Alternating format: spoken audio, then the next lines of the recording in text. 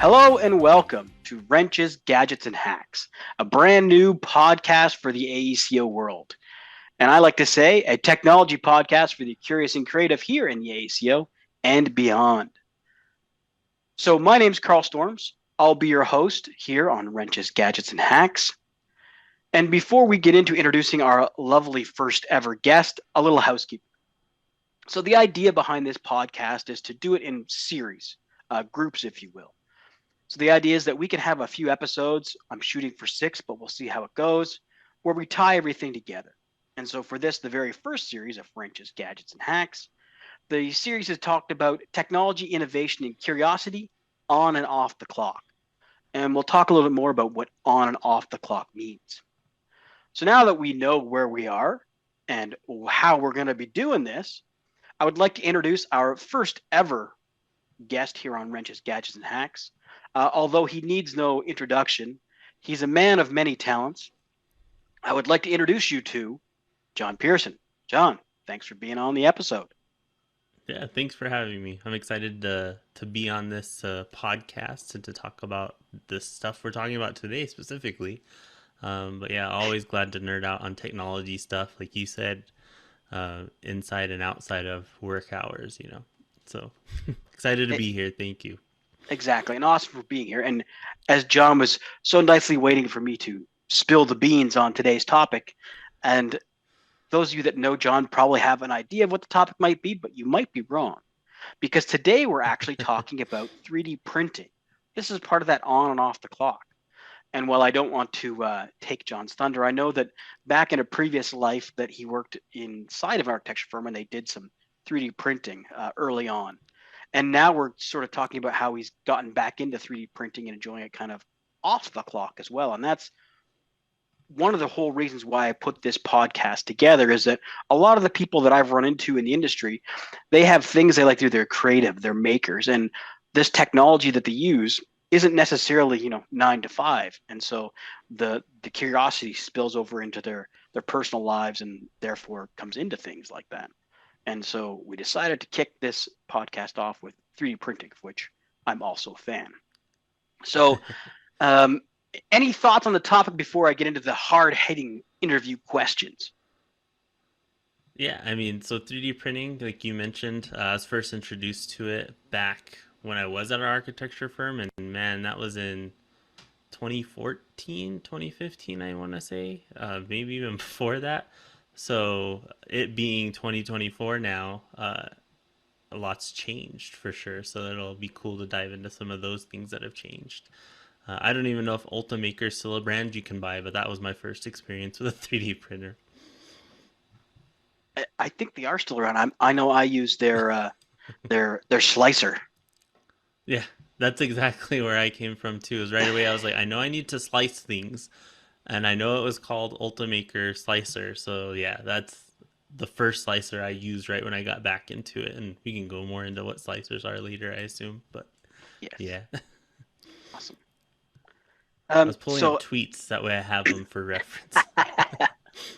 well, I guess that the starting point here before we dive too deep into the 3D is, well, I did introduce the world to you, and not really everyone knows John Pierson, but I introduced you as the guest to the episode, John Pierson. Maybe you want to give a little bit of background about what it is you're doing now, where you work currently instead of the past, and we can start from there. Oh, that sounds good. Yeah, so I appreciate it once again. My name's John Pierson. I work for a company called Parallax Team. I'm a programmer, Dynamo person, Revit user there. I build a lot of Revit tools, Dynamo graphs, things like that. Most people know me because I build Dynamo packages, specifically one called Rhythm and one called Monocle, and a few others that are just out there as well, but those are the two main ones. Um, those are the things people know me from a lot. So I do that kind of as my like day job, if you will. And then kind of on the side, I still run a blog called Design Tech Unraveled that also offers courses to train people on Dynamo and software development and coding and things like that. That started out as a blog called 60 Second Revit and kind of evolved into that Design Tech Unraveled thing. It used to be called 60 Second Revit, which had a really great ring to it, but it kind of narrowed me down to only focus on Revit if I wanted to do that. So that's kind of how that turned into that. And then Other than that, um, yeah, I do a lot of that kind of stuff in my free time. In my free time as well, my wife and I are both drone pilots, so we both have the Part 107 certification. So we've been flying drones a lot lately in our free time and doing some of that on the side as well, which has been fun. I think we just heard another episode topic down the road because I know drones are a whole other topic. There's so much cool things you could do with that, but that's for another time. For sure. Um, I guess the other thing that I should mention, again, we're new to this as we're going through, but all the great stuff that John just mentioned will also be in the show notes down below. I don't know where down below will be right yet, but it will be there eventually. Definitely.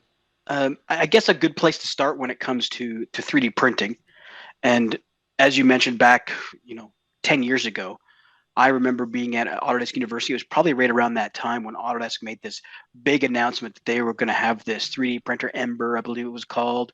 It was going to revolutionize the world, and it was like $3,000, and they were going to open source it. And it didn't last very long, although the open source code is still out there. You can still use it. But Hmm. now you can go on Amazon and get a good quality 3D printer for $200 less if you get them on sale, and do a ton of stuff with it. Definitely. And man, Ember, yes, it's called Ember, and I think that was my first AU as well. Carl Bass was talking Yep. about that in the keynote back then, and it was a resin printer, and it was very expensive, but they had all sorts of them in the exhibit hall, and they looked so freaking cool. Resin printers are just really pretty compelling when you see them when you walk up and they're glowing and all this stuff. Um, but man, when they released their first product, physical product, right? It was like, wow. So it was a big deal. I don't even know how long it lasted, but man, I forgot about that one. they, they were so cool, like you say. They're square little boxes. They've got that sort of see-through orange thing on top, and the fact that the resin printers, they kind of like rise out of this goo to become printed. It's very Yes, sci-fi, and they do make a very nice smooth print. But the cleaning and the fumes and all that stuff, there's a lot more that goes into them. So um, maybe your second 3D printer would be resin. Maybe not start there. At least that would be my for thought. sure. Yeah, and the time lapses you see from those things, like you said, them coming up out of like the ooze. I was going to say it's almost like when you see Han coming up out of the when they put him in Oh, carbonite there in Star Wars. It's that same thing, and absolutely, I for wouldn't be sure, man. surprised if that particular image of Han frozen hasn't been printed one or two times by hobbyists out there. I swear I've seen that on printables.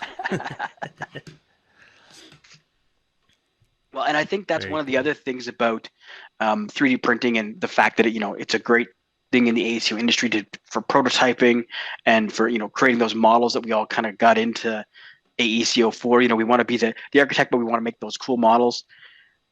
But they've really taken it beyond that, and they being the royal they, everyone that's into 3D printing with platforms like printables and thinkables, and there's 20 or 30 different places out there where people can share their ideas and how they created a particular file.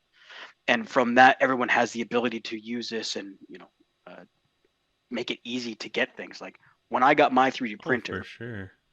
what I noticed was I'm a geek. So putting together this thing and making it work, that was part of the whole joy of doing it. But what I didn't realize was that once I had it, all of the weird little things that I would use it for, I lost the tiny little plastic round cap that goes on the end of my drapes that hangs in the living room.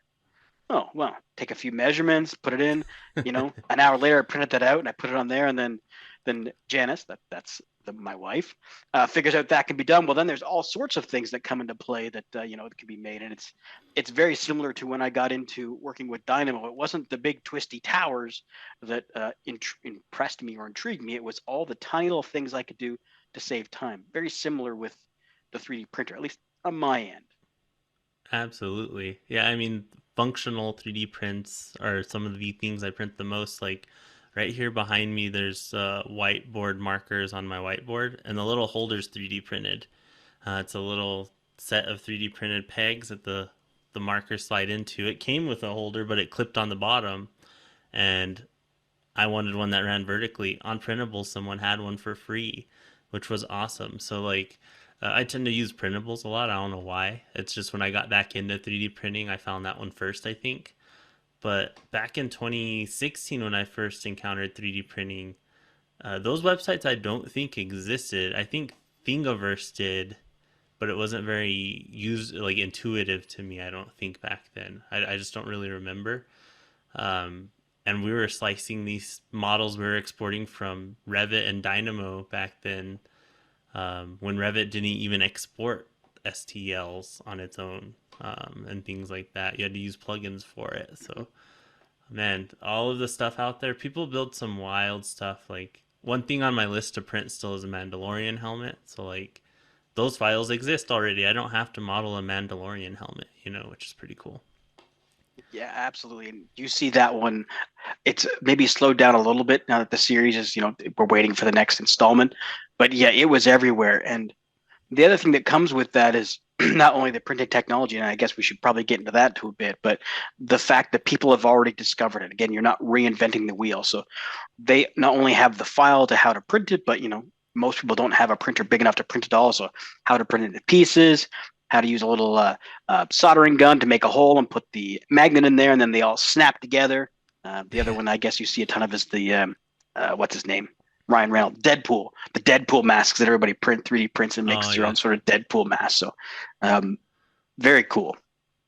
Yep. So I guess with that, when you got back into it, what what are you repping? What kind of printer did you get? Oh, yeah, definitely. So whenever I kind of jumped back into it, I threw out a tweet and I asked everyone, "What do you use?" And you answered, thankfully, as well. But I was already aware that you used the Creality Ender 3 series, because you mentioned it. You've been trying to get me to buy one for about 2 years, I think. So every time there was a sale, you would send me the link, and I'm like, "Oh man, you're trying to make me spend money."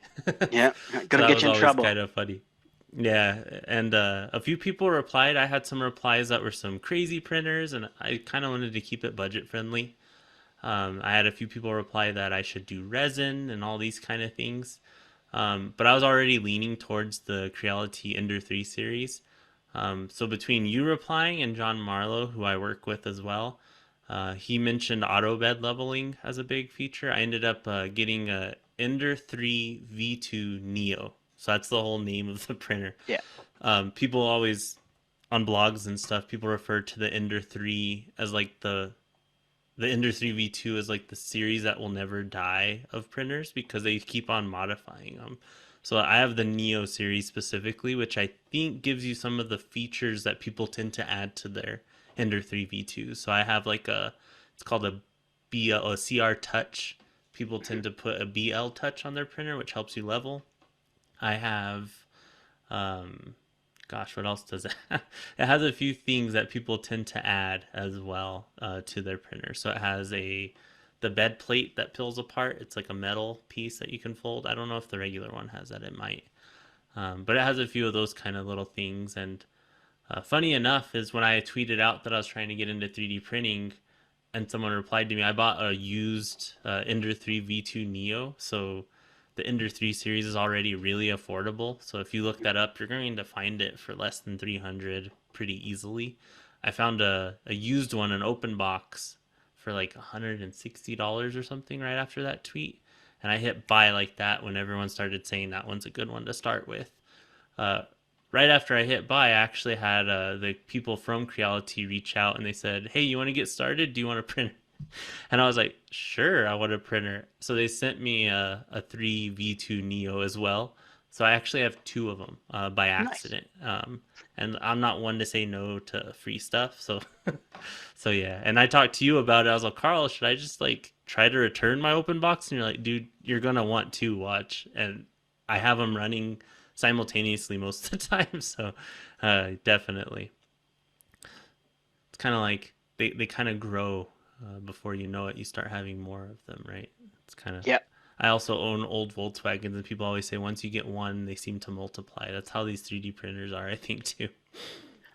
Well, that's a good analogy because the Creality Ender 3 is kind of built to be, the hobbyist sort of thing, kind of like, working with old Volkswagens, is that there's so many of them out there.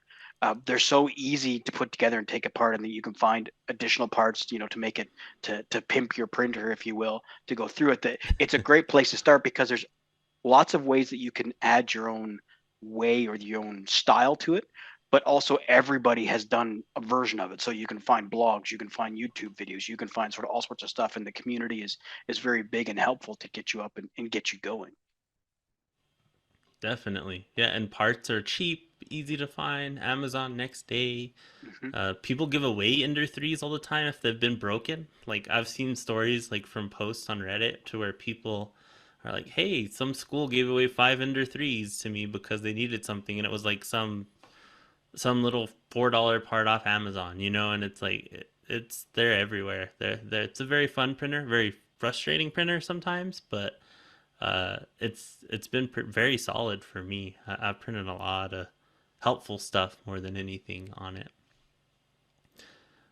Yeah, yeah, I certainly agree. And the with mine, like anything, when you first get started, you sort of get the bug and you're setting it up, and that's for me, that's one of the other cool things is that when it comes, it's not put together. It's not in individual little pieces, but it's basically an IKEA printer. You put it together, Mm-hmm. you level it up, you put it together. It takes, an afternoon, probably because of your trial and errors you're going through. It wouldn't take that long the second time you put one together. But for me, that's part of the fun, because you could say, I Mm. made a 3D printer. Sure, most of it was put together. And then, of course, you get into reading the blogs and articles. And so I got mine, and I changed all the springs to the springs that weren't quite as flexible. And I've got these fancy aluminum dials that are all red, and then you get a color combination. So mine's everything is black, and then I've got all the dials are red, and then the cords are blue, and so you Oh, uh, you, nice. you really kind of get into making it set up and making it your own as you're going through. So For yeah, sure. that it's And are you still using the 3V2? Is that the one I that still you? I still have the same one. There's still the 3V2. Um, again, similar things to you did.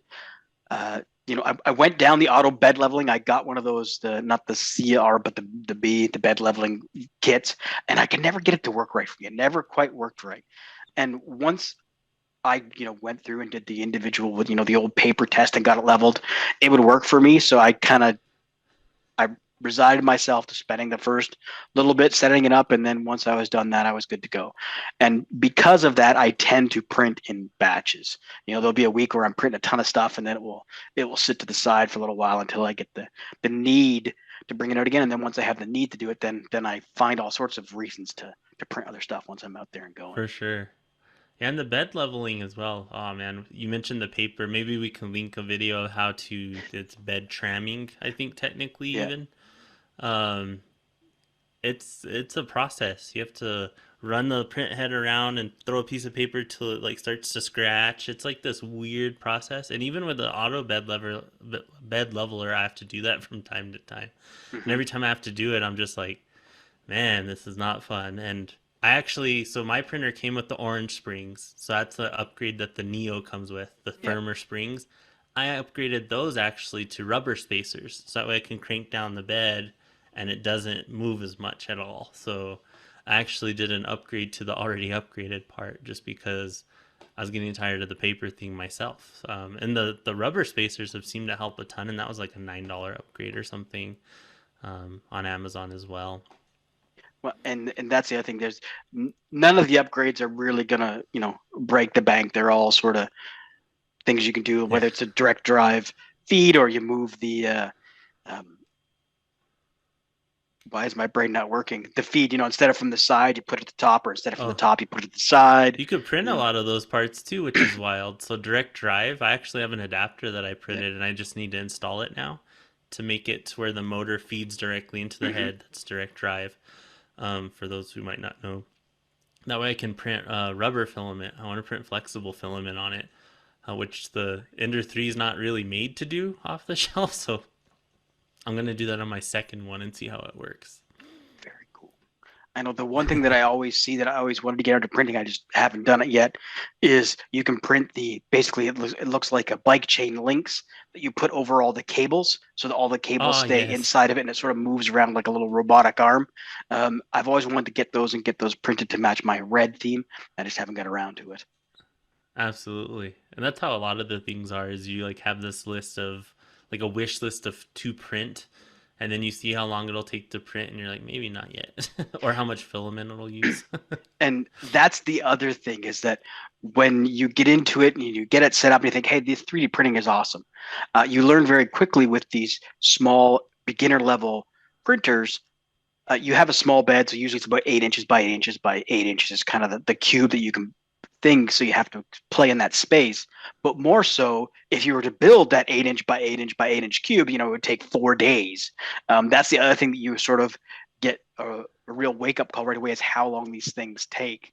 And that leads me to Mhm. whenever I'm searching for stuff, the first thing filter is can print in less than an hour. That's Yeah. my first thing that I click in the filter and to get it through, which limits the options. But when you find that one thing that Yeah. you can print in less than an hour, you're like, this is awesome. I'm gonna print a ton of these.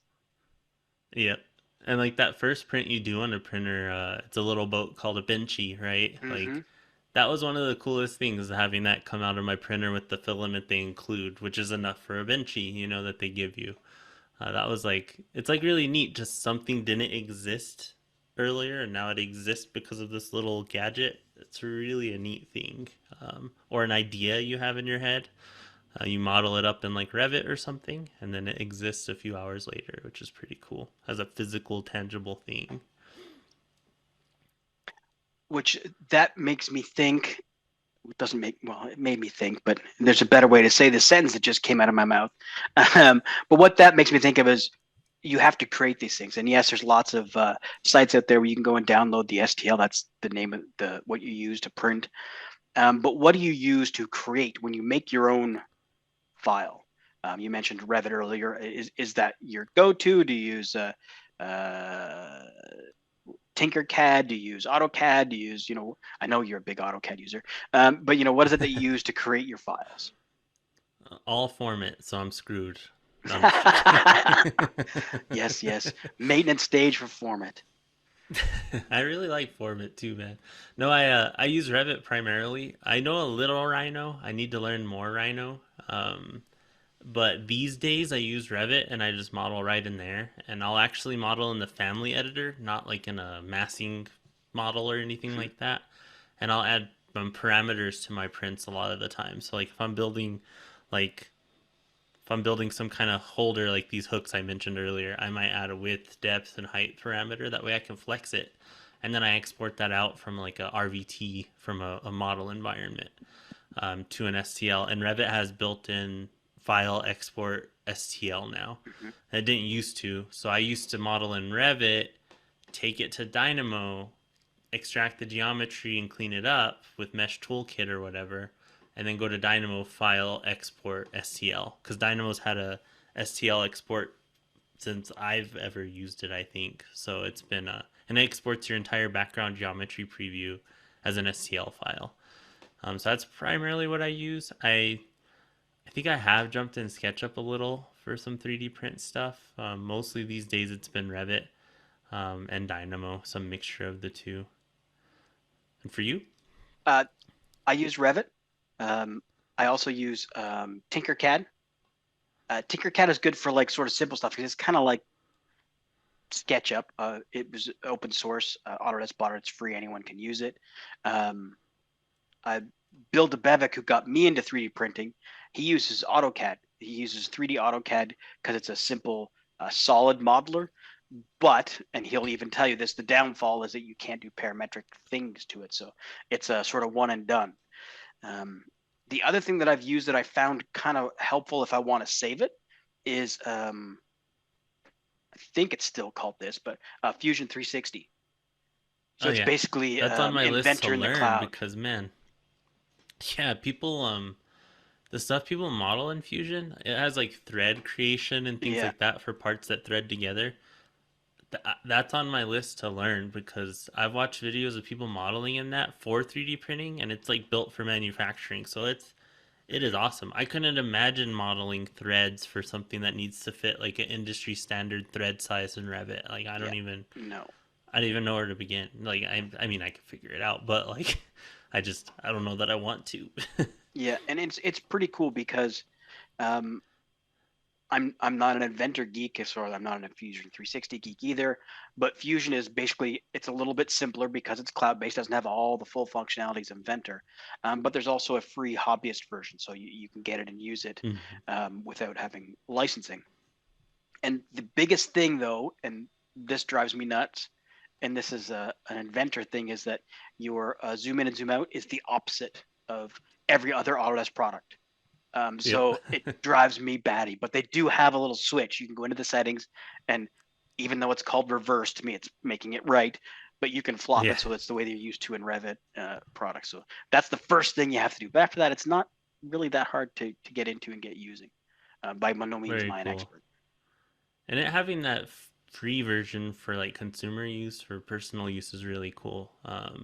Another one is Rhino and Grasshopper. I see people use a lot. I haven't. I used it at the architecture firm that I was at for some 3D prints.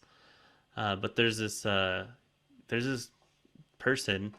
They run a website called ussadesign.com, and they model everything in Grasshopper, even threads for things. So they have a lot of parts that are threaded together.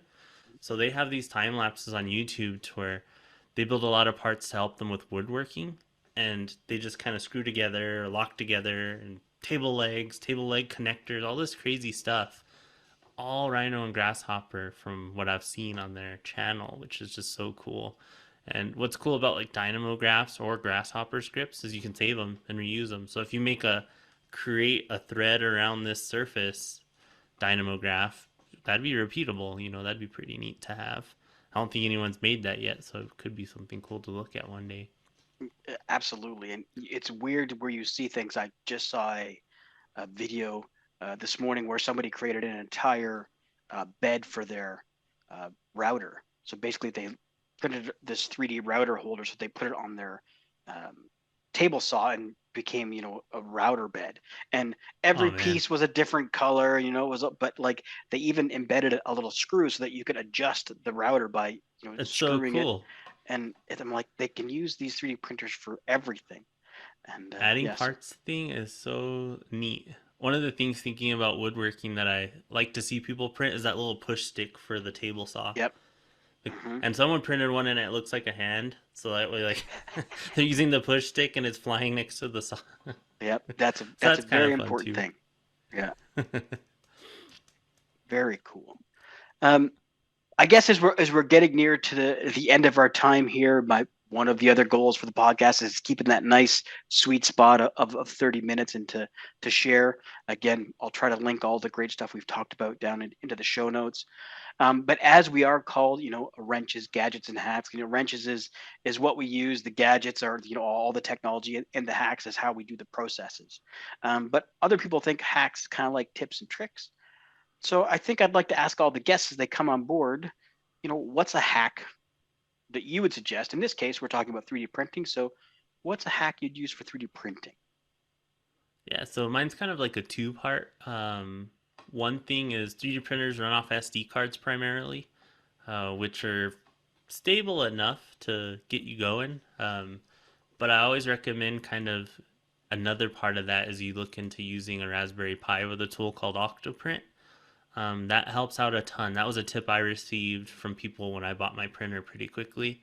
It lets you monitor it remotely on your phone with an app, start prints remotely, all this crazy stuff.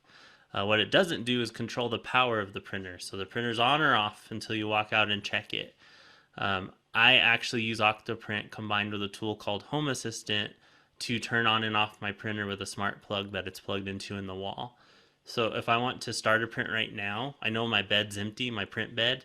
Um, I can turn it on, preheat it from Octoprint, and start a print right now from where I'm sitting if I wanted. But even more important is if I start a print that goes until the night, I have a trigger on there that once a print's done, it starts a timer for about 5 minutes. And if I don't intervene and start another print, for instance, it will turn off the printer and cool it down. So instead of my printer sitting there all night preheated, it will just turn off the light that's on the printer and all those things. So it triggers that automation when it's done. So you can do a ton with Octoprint and the Python scripts they include and tying it into things. So it's really neat for that remote viewing too. But turning off the printer, leaving something running all the time is a little nerve wracking. So being able to see a camera of it remotely is really nice, but also controlling its power is really nice as well. So yeah, Absolutely, Octoprint is a great thing, and it leads into sort of more DIY fun because you put together your little Raspberry Pi. I printed a cover to put on top of my Raspberry Pi with the printer, so that you can connect and do those things because, well, it's not really that much of a pain to take a tested and true STL file from your computer to a 3D printer and print it, but it's when you're prototyping and you have to change it like 30 times, taking it out, turning off the printer, pulling it out, putting it in. That's the yep, real killer part. So being able to do it through the Ethernet and the Wi-Fi with that setup is definitely worth the investment of time for that one afternoon to set it up. definitely. So before we close out, I would like to take this opportunity because I know we're doing a full series here and we're talking about the idea of having all sorts of different things that we work with technology and AECO, and I know you're big and all that. That I would love to invite you, John, to be the guest host for the entire series, so that you can help us hang out with some of the great people that we're coming through. And I don't want to spoil the surprise, but we've got some great people lined up for this series. Absolutely. Yeah, I'd be thrilled to join in on it's 6 episodes you said and nerd out Mhm. about all this stuff for sure and learn some things as well. I mean, that's always from the rumors I've heard of guests. I have a lot of questions for a few of them, so very exciting, and I appreciate the opportunity to hang out and nerd out about all this stuff. I love the using the technology during working hours and after working hours aspect of a lot of this, just because a lot of these things feed into each other, so it's Mhm. just really cool. Absolutely. Well, I'm so glad he said yes. I'm glad that he's going to be around for these episodes, and there is some really cool stuff coming up again. Um, the beauty of recording these is you're not quite sure when it happens and where, so I won't leave anything out of the bag, but watch for the social media posts to see what's coming. And with that, I think it's time to sign off for this very first episode. I want to thank you all for joining us for another episode, even though it was the first episode of Wrenches, Gadgets, and Hacks. This is where we explore tools, technologies, and those time-saving hacks that are shaping the future. If you enjoyed this episode, don't forget to subscribe. I'm sure there's a button down here somewhere. And stay tuned for more insights in the exciting world of AECO and technology.